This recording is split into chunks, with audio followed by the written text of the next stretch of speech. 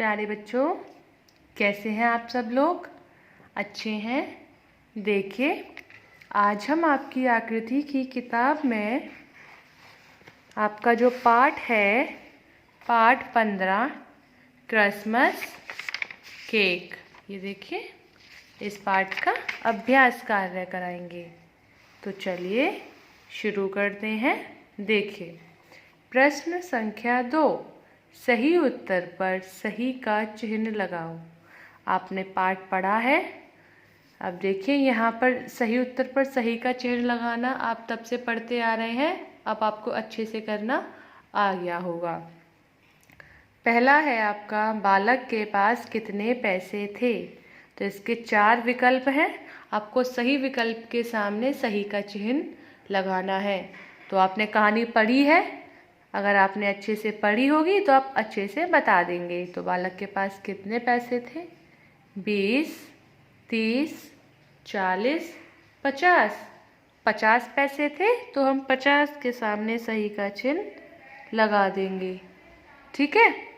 अब देखिए प्रश्न संख्या प्रश्न संख्या 2 का ख, बालक ने पैसों से क्या खरीदा?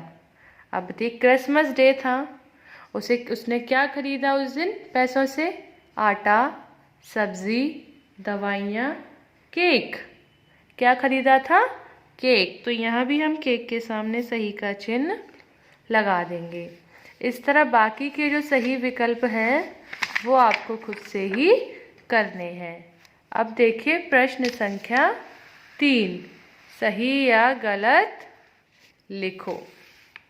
देखिए, पहला है आपका, बालक अपने दादा के साथ रहता था।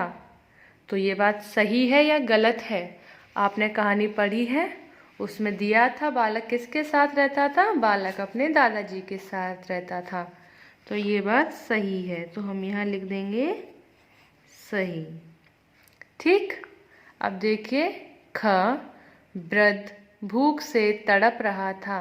वृद्ध मतलब जो बूढ़ा आदमी था, वो भूख से तड़प रहा था।